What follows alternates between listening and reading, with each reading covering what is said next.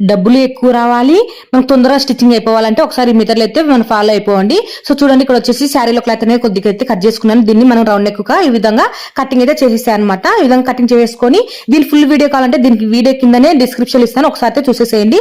So ఈ విధంగా lining అయితే ఫస్ట్ అతికించేసుకోండి ఒరిజినల్ సైడ్. ఈ విధంగా అతికించేసుకున్న తర్వాత ఇప్పుడు ఒరిజినల్ సైడ్ అనేది బ్లౌజ్ పీస్ మీద పడే, ఒరిజినల్ బ్లౌజ్ పీస్ మీద పడేలాగా చూసేసుకొని అక్కడక్కడ టక్స్ అనేది పెట్టేసుకొని ఒక కుట్టనే వేసేసి తిరిగి చేసుకోవాలన్నమాట.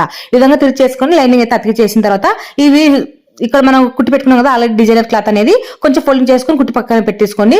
తర్వాత వచ్చేసి మనం కొంచెం కొంచెం ముక్కలు అనేవి కట్ చేసుకొని ఇవి కోన్ షేప్ లో ఈ విధంగా కుట్టేసుకొని ఇక్కడ ఒక్కొక్క దానికి కొంచెం కొంచెం గ్యాప్ ఉండేలాగా ఒకటి పింక్ కలర్ ఒకటి గ్రీన్ కలర్ ఆపోజిట్ కలర్స్ వచ్చేలాగా చూసేసుకొని ఈ విధంగా 1 by 1 ఈ విధంగా కుట్టేసుకోండి. ఈ విధంగా కుట్టేసిన తర్వాత ఇప్పుడైతే పైకి మనం కోన్ షేప్ లో కుట్టుకునేటువంటివి పైకి పెట్టేసుకున్నాం అనుకోండి, మనకు ఒక డిజైన్ మాదిరి అయితే వచ్చేస్తుంది, ఒక ఫ్లవర్ మాదిరి అయితే వచ్చేస్తాయి అనమాట.